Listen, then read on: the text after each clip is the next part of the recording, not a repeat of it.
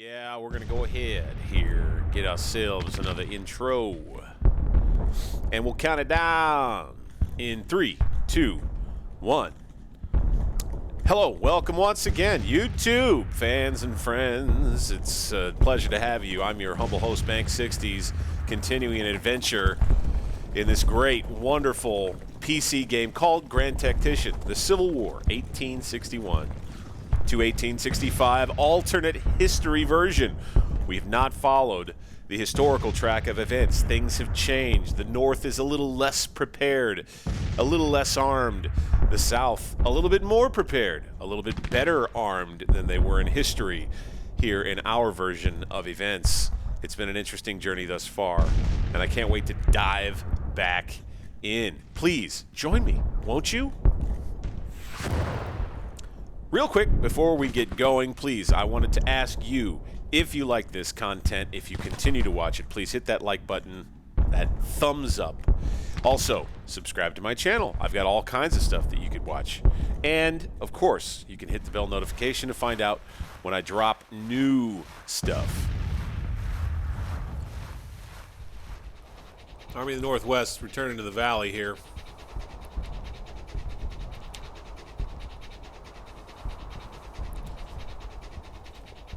I may be interested in attacking.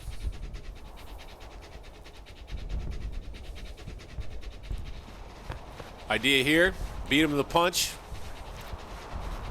Go defensive.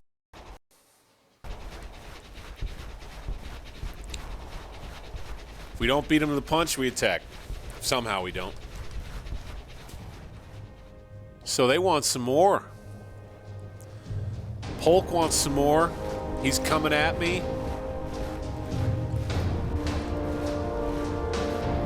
Boy, this could be interesting. I'm on defense, so I may be able to use entrenchments.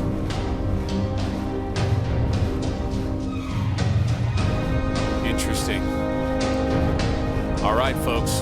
This is going to be the next big one, I think. Let's dive in.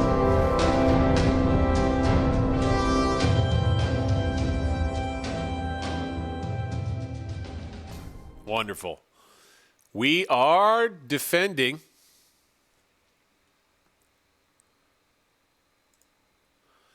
Our scouts report the enemies near Staunton, Virginia. Our army is prepared for battle. We are facing the Army of Northwest under the command of Leonidas Polk.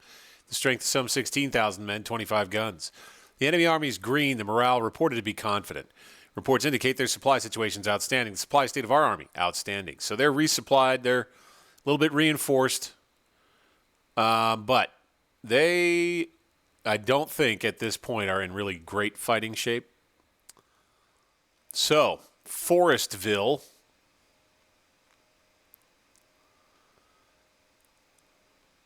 And St. Mark's Church is our victory location. What shall we call this battle? The Battle of Forestville? I'm fine with that. The Battle of Forestville.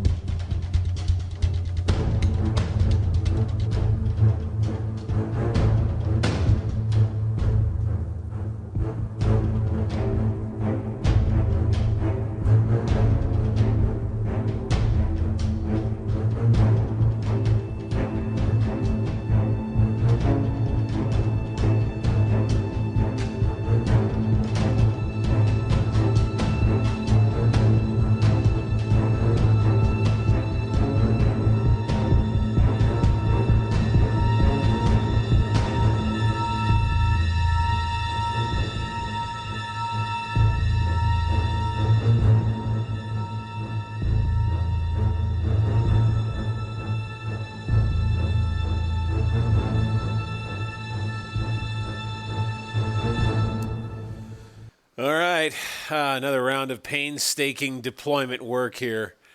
And here's what I've come up with as a plan of a flexible defense on an area where I believe the battlefield will develop. So we'll be having the Confederates come on over here. And my suspicion is that they'll be coming down this road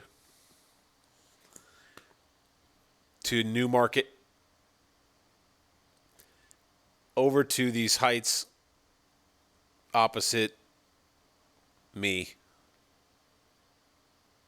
and that they will cross somewhere, I think, into here, here, maybe over here, but there's no roads except to go way around this way, which I can react to easily enough. No, I think that they'll continue straight along and that the attack will come through here. So this is where I've decided to center the hardest area of my defense, with artillery behind breastworks, supported by infantry,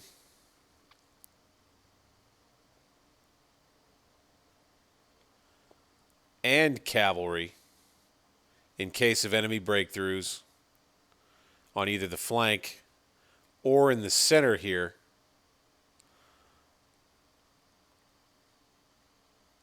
More infantry on this ridge in the woods in cover for what will inevitably be probably an advance on this side of the line, with the idea being we get the enemy engaged mainly with Mansfield's division and the Army's cavalry. And while that's all going on, we wait until the right moment to spring our trap with Kimes' division and Baker's division on our left and push the enemy back into the river from whence they came. That will be the plan of action for this battle.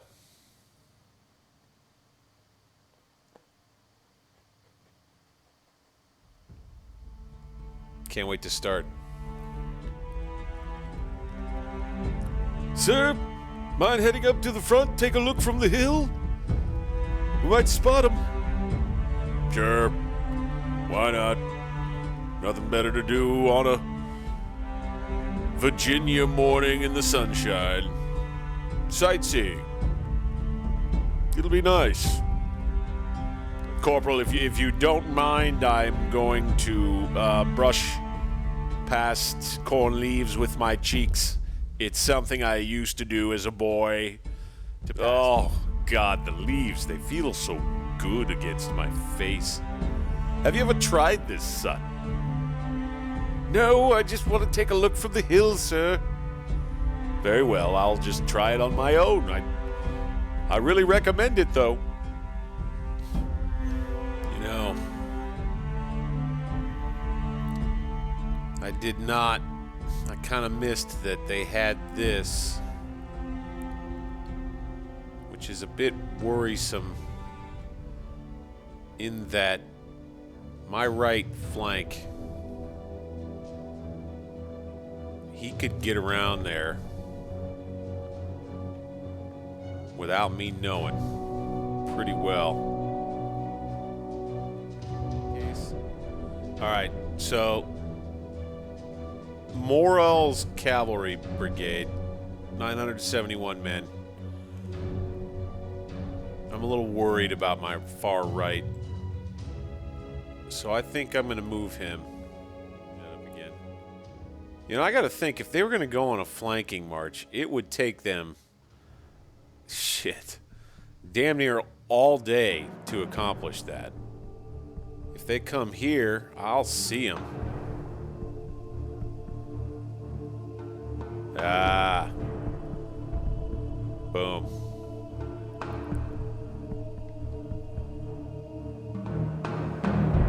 There they are. And we don't want to overreact to them. Of course, we're on defense. We can let them come to us. We'll just keep on hammering away with our breastworks over here. Now, here's what's interesting. I think they're going to be stubborn. And I think they might try to just continue working around my right flank. Just marching through the wilderness over here.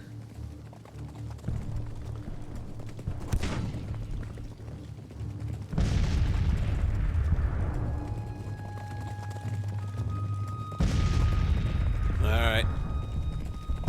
Got them thinking twice about that.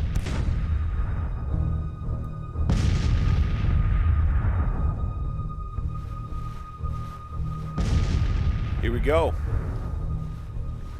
One brigade wants to come. They're gonna run up the hill too.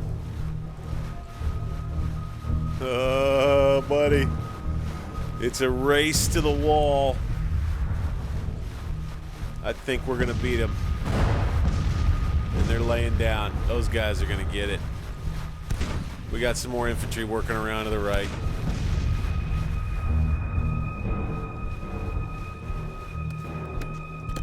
We're gonna get them back working on that breastwork.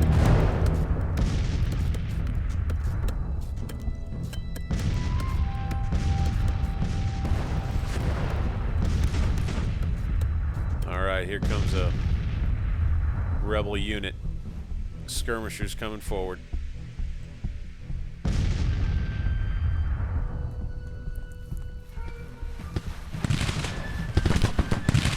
All right. Here they come. One brigade assault here. They continue to move off onto the right side. Looks like they've got some cannon up on this hill here. Sir, we got these guys out, Fox. I don't think there's any way they're getting up into these works. Those are a little group of skirmishers out there. You got a main line behind. We've got these breastworks protected our men, keeping their heads down while they load. We're just fine up here. Battle's gonna get a little hot. Virginia Brigade under Bonham. Off they go. It's not an easy attack to make, man.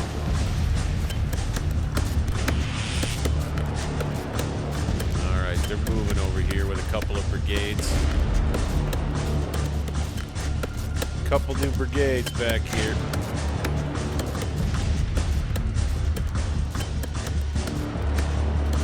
And now it is time to stop with the construction.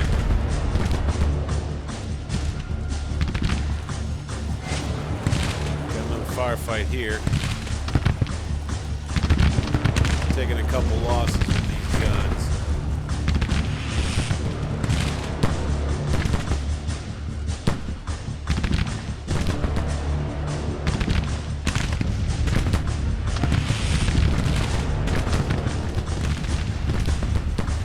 Suicide attack broken. Moving on the right.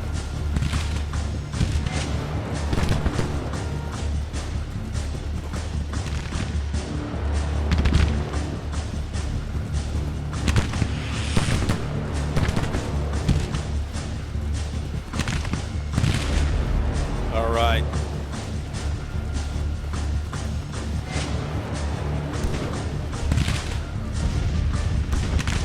Got them off their horses. Let's see if we can charge them out.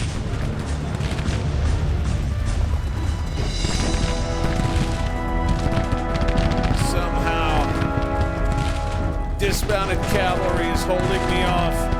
No! They are done. But we are definitely also retreating. Off they go. Oh, what an action on the right. It came hard over here. Woo, baby.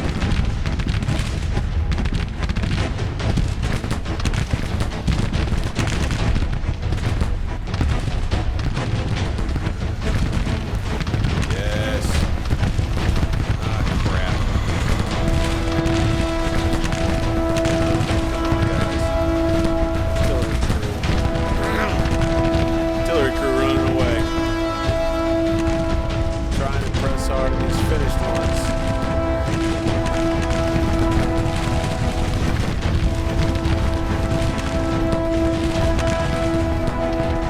Making one of them fall back. Nuts, man. Claws. Advancing under heavy fire. Under heavy fire. In the flank. Man, he don't even care.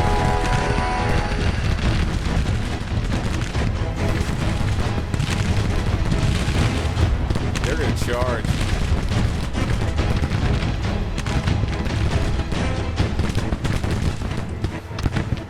Oh, they didn't quite make it.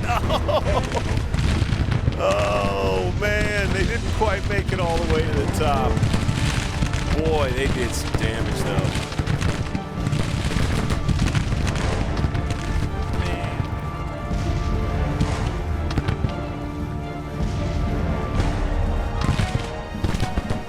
Gotta get down here to protect these guns, man.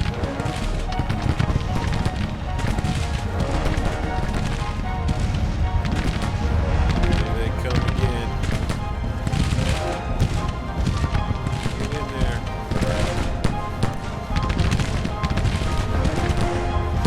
They're doing their own thing. Ooh, man, the fight up here at the hill is crazy intense, man. Make them fall back.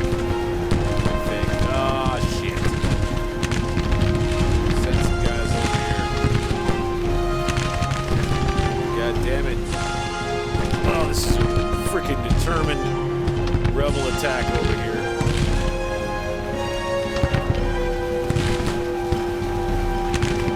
But off they go. Off they go.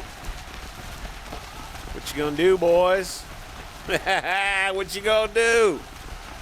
What are you gonna do now? Wow, I think they may be in full retreat. Jeez, the repulse at Forestville and around the Klinger farm.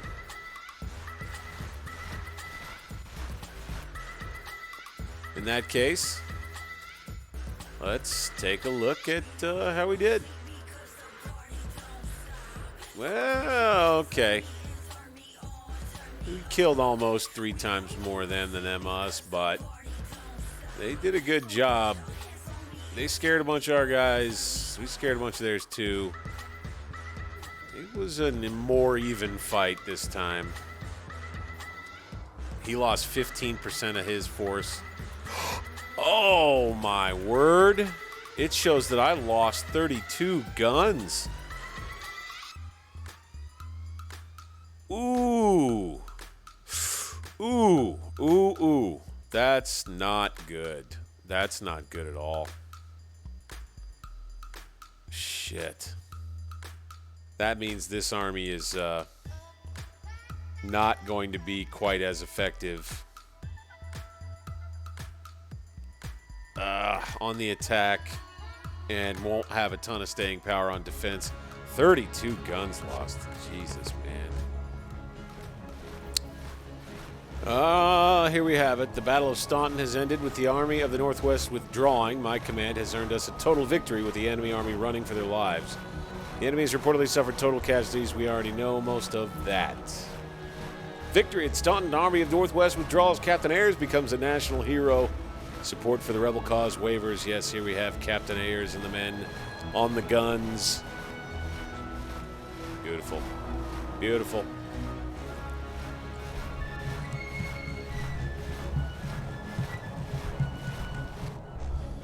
I do believe I captured... No. I still have 26 guns. That's not bad.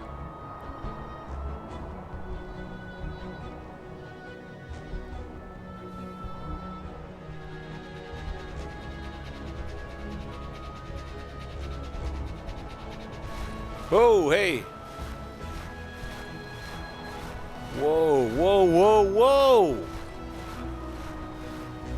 The enemy is not offering a battle. If you don't attack, order your units to deploy to defend and to hold the enemy at bay. Interesting. Or no, deploy to defend.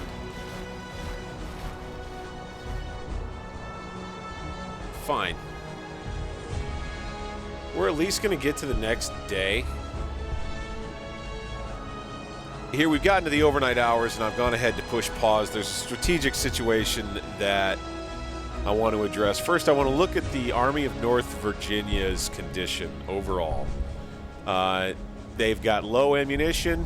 They are connected to telegraph, and they're in siege combat, as we know now.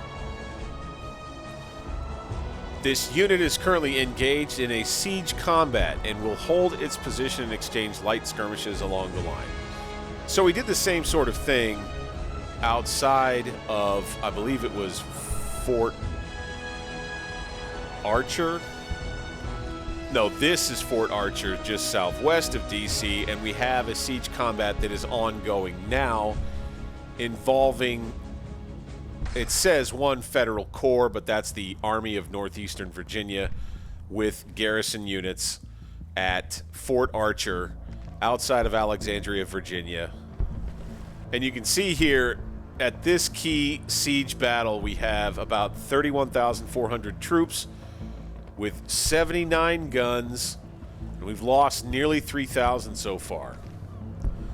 On the other side, the rebels have, now with their Army of Shenandoah and Army of the Potomac combined, over 26,700 troops, 9,913 cavalry.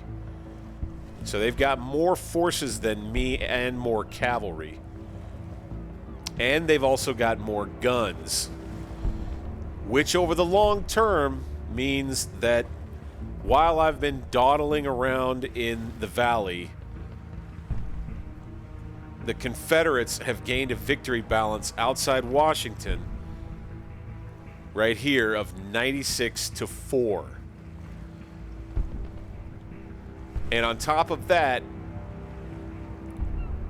we have routed and busted up units.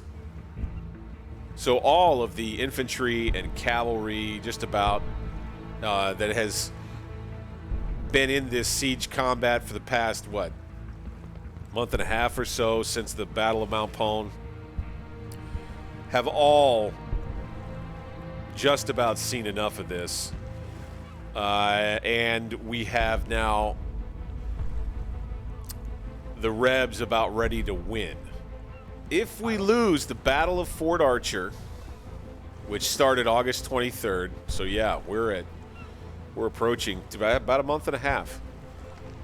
We're going to put both Alexandria and Washington, and more importantly Washington, D.C., under threat, along with much of the rest of Maryland, Baltimore, Annapolis.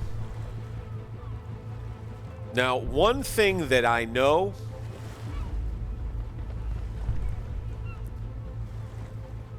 if my army's in such bad shape, well, theirs kind of is too. Not in as bad of shape, but there's a lot of troops there who, in the Army of the Shenandoah anyway, aren't looking so good. Not so. All right. So now we know that that is happening. That brings us back to our little predicament over here, which is, at this point, with the Army still in good shape, is it time to auto-resolve an assault or go ahead and make one ourselves? The other option is to retreat. Order the units to fall back from the entrenchments and to regroup away from enemy range. This is an attractive option. It saves us troops. It saves us trouble. It could allow us to separate and move fast enough to perhaps interdict here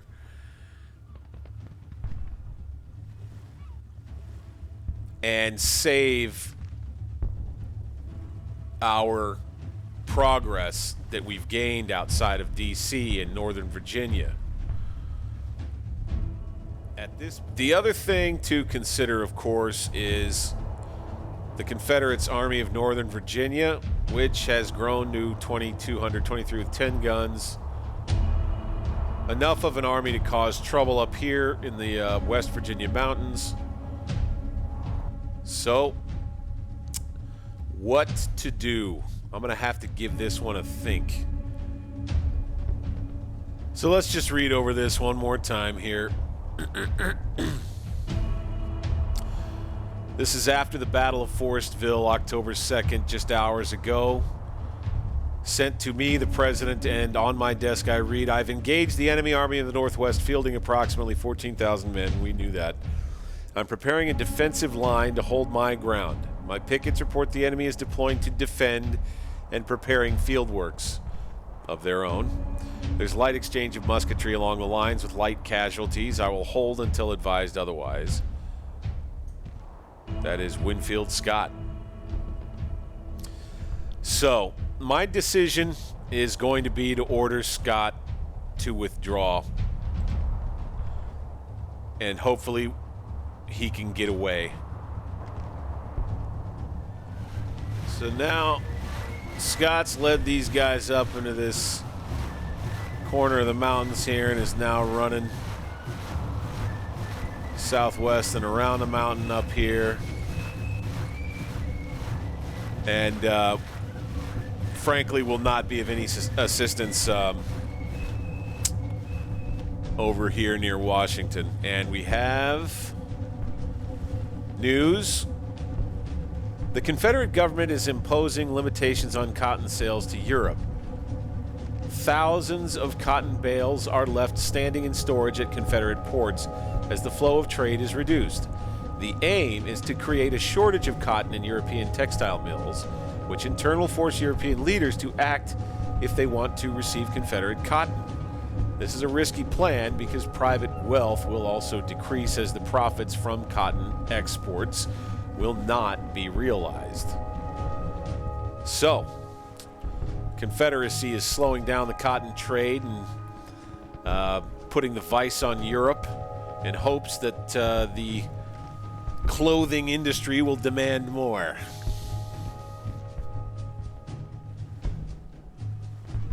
We got an economy alarm too. There's a company here that produces a... all right. All right, here we go. The Battle of Fort Archer has ended with the Union units retreating in panic. My command has earned us a stinging defeat against a vastly superior enemy, being forced to give ground. The enemy has reportedly suffered total casualties of 3,171 men, thereof 305 killed, such and such. Our casualties total 6,122 men. Whoa. Morale is broken with supply situation outstanding. Well, there's that. 679 enemy soldiers have been paroled as no prisoner camps were available. All right. So the Army of Northeastern Virginia will fall back to friendly territory. The enemy Army of the Potomac looks like it will head over to Winchester and retake it. The enemy Army of the Shenandoah is the enemy army that's in rough shape. That was at the siege the longest, that lost a lot of troops at the Battle of Mount Pone before that.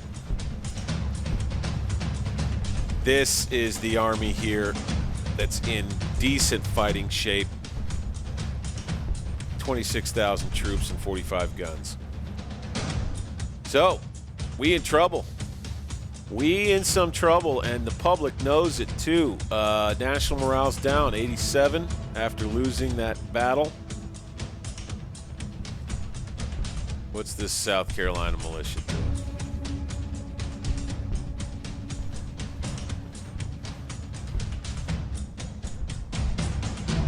They appear to be coming down this road here.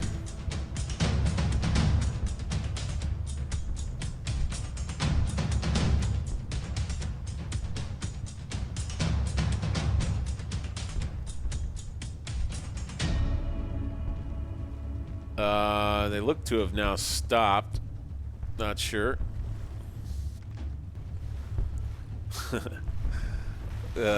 Here's the other upshot. Negative. Now, the Confederates have Fort Archer, so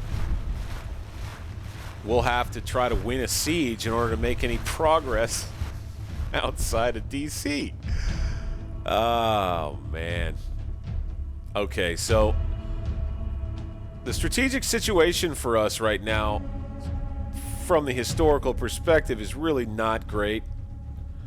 And we're going to, I mean, all this means is that we're going to have to rely that much more on our amphibious operations, I think. So at least this time, Winnie Boy is going to bring us maybe closer to a place where he could help, but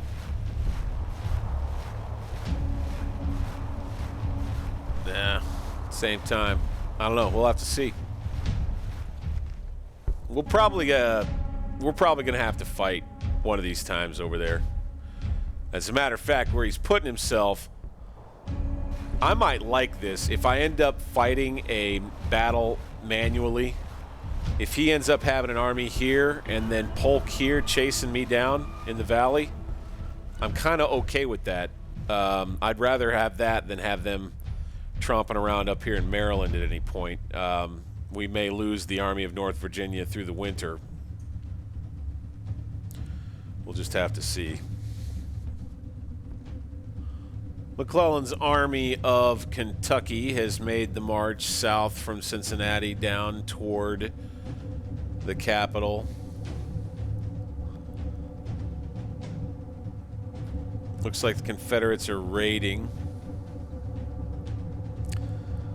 Some of our companies are getting into businesses that aren't profitable, apparently.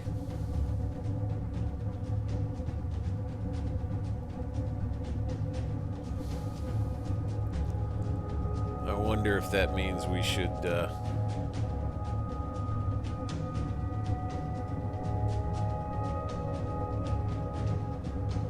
subsidize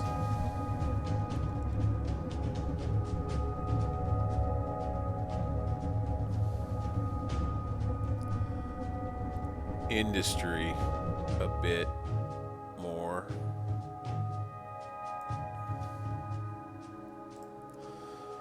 We could go ahead and go for that. So to the Army of Kentucky, I do believe I will add one more brigade. We'll bring them in from California. It'll be a 3,000-man brigade. 41 days to train them up, get them into the Army. And we'll be up to 12,000 men with them included. Their Army of Tennessee has 7,000 men, no guns. We could, after we strengthen up here, maybe make a winter advance.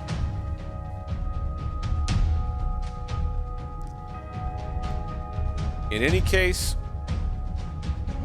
McClellan is going to go ahead and build a depot.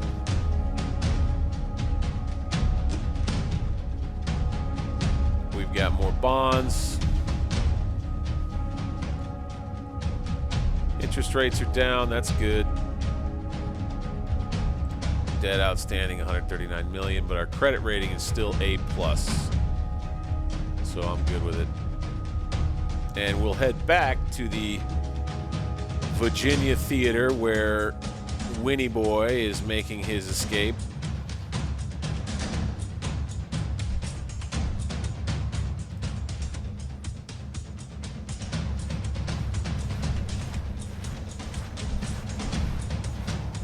He's linked up with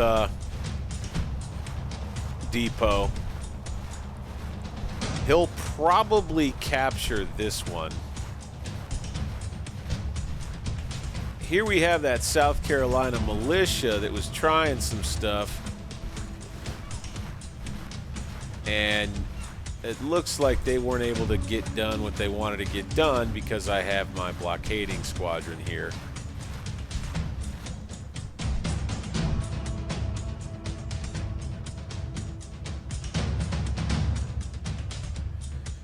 I'm thinking real hard about going ahead with this because we're going to need the extra men, and it's a freebie. We lose 5 military experience, but we will gain 6 small regular units with good training and experience to our armies. I don't know where, but we could use them wherever they may go. So I'm going to go with this.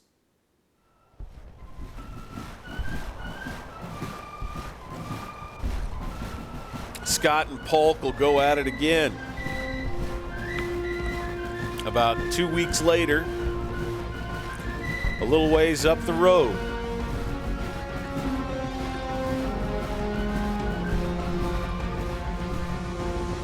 All right. Here we go. All right.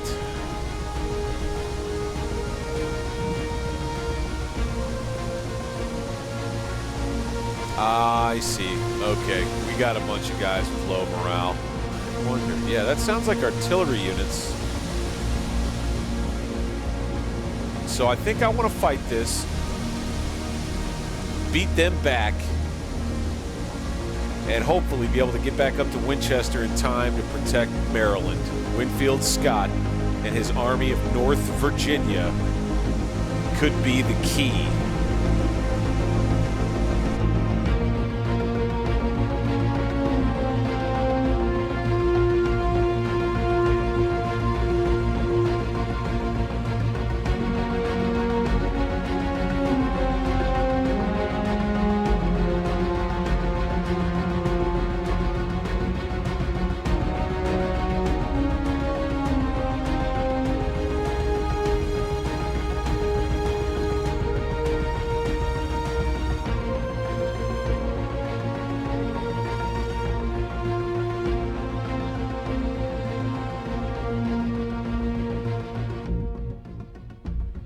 Department of the West. 3 brigades here that have been attrited by enlistments being up.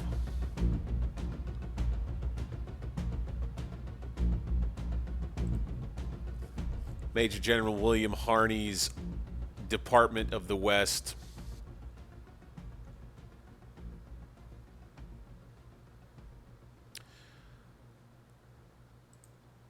We could give him some cavalry at the very least.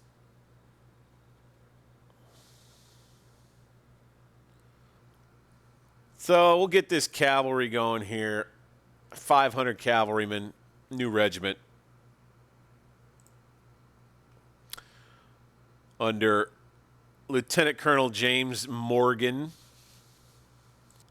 Lieutenant Colonel James Morgan, who is actually a true captain.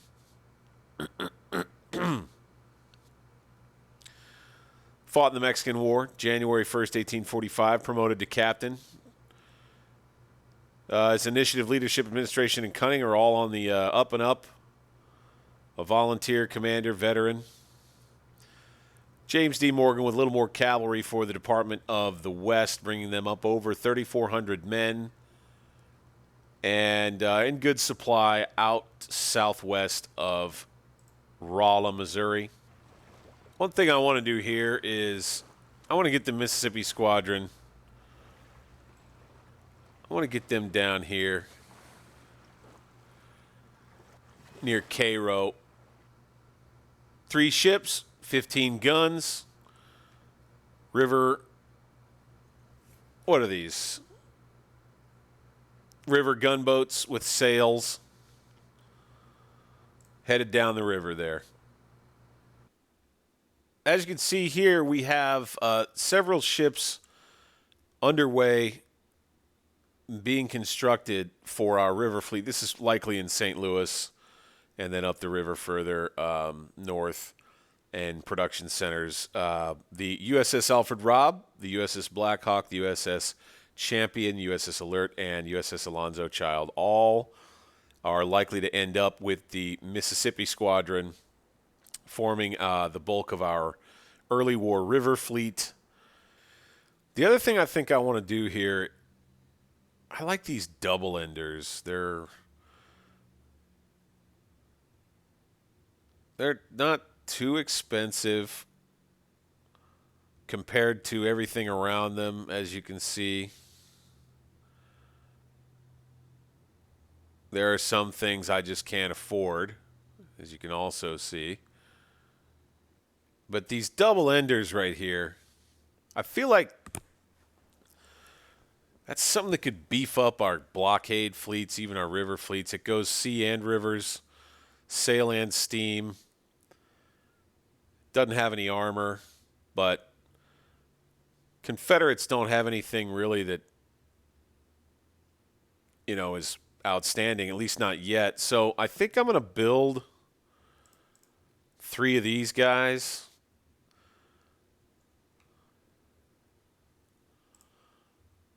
And that'll have our military expenditures peaking a bit here. Speaking of which,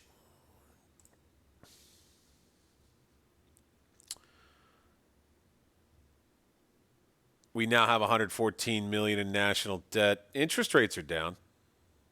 Credit remains good. We got $15 million left.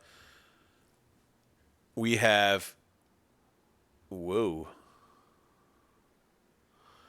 Yeah.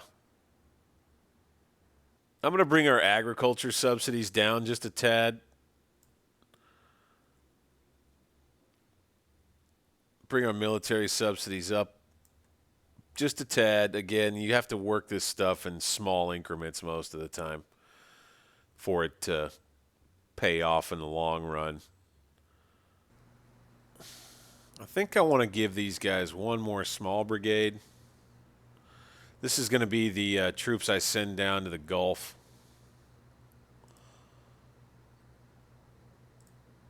We'll give them 1,500 more men. We'll put captain acting as Colonel Marcena Patrick. He's got a lot of experience, and so I don't think it's going to hurt him too much on the battlefield, and he's a pretty good commander. West Point graduate, fought in the Mexican War. And he'll help out the Department of the Gulf Coast, increase its strength.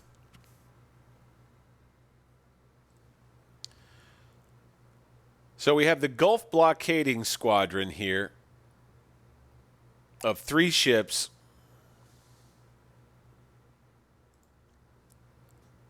To that, I plan to add the Block Island Sound Squadron and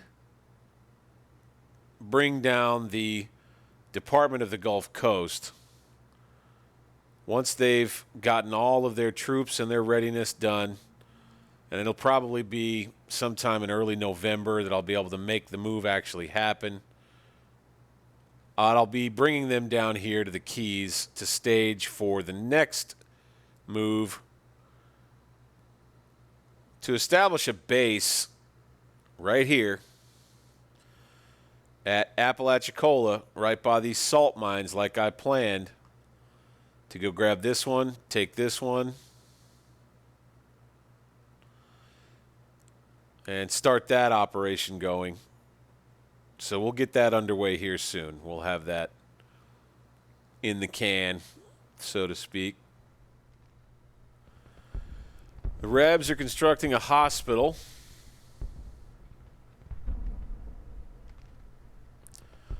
which will help with their army's recovery.